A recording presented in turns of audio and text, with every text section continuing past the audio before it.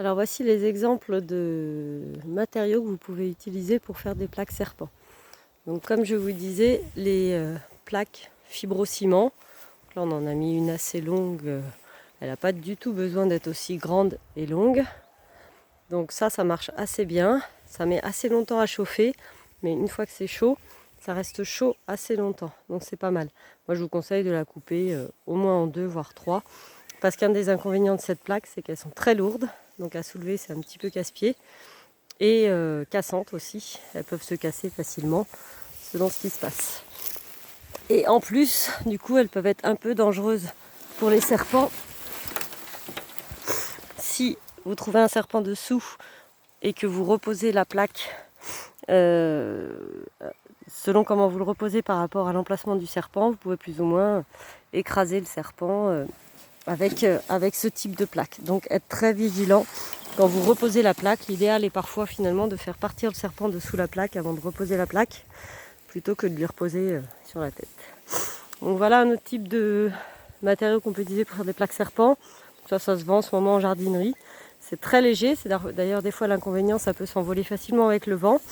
Donc c'est ondulé, c'est assez souple par contre aussi, ça se plie un peu comme on veut. Et c'est voilà, très léger à soulever pour faire en plaque serpent. Donc tout ce qui est ondulé, finalement, l'intérêt c'est qu'on n'a pas forcément aussi obligé besoin de mettre dessous des bâtons, puisque avec l'ondulation, vous avez toujours une zone où le serpent peut se mettre. Donc les tapis de carrière classiques, comme vous avez déjà vu au lycée. Alors là, on a varié un petit peu.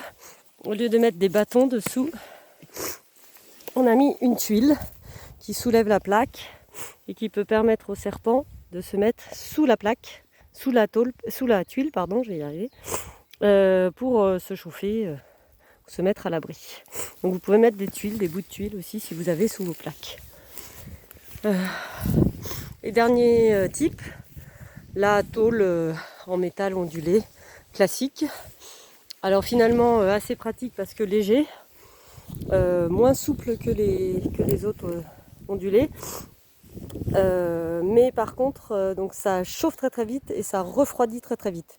Donc ça laisse un temps favorable pour le serpent qui est assez court, parce que dès que c'est trop chaud, les serpents vont s'en aller, il sera trop chaud. Et ensuite, une fois que ça a chauffé, ça va, dès que c'est à l'ombre par exemple, refroidir assez vite.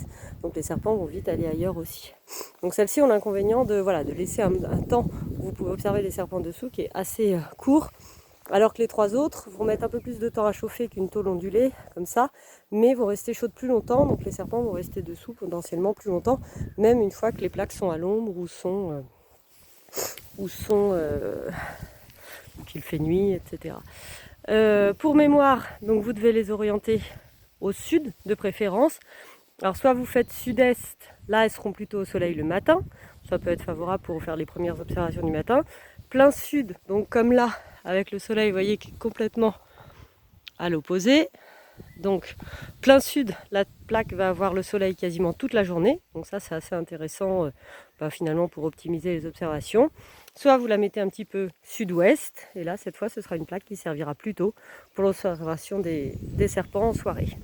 Donc elle va chauffer à partir de l'après-midi soirée, donc ça peut être favorable aussi pour d'autres moments de la journée. Vous pouvez avoir des plaques justement un petit peu dans les différentes orientations. Donc voilà, ne pas oublier le support dessous pour les plaques qui se collent contre le sol comme ce type là, donc bâton ou tuile, choses comme ça, et faire bien attention quand on repose la plaque et qu'il y a un serpent dessous, de ne pas le blesser, le coincer ou l'écraser, surtout avec les plaques un peu lourdes, comme les tapis de carrière peuvent être assez lourds, la tôle ondulée ça peut être un peu coupant, et surtout ce type-là qui sont très lourdes et qui peuvent donc facilement écraser un serpent s'il est mal placé quand vous reposez la plaque.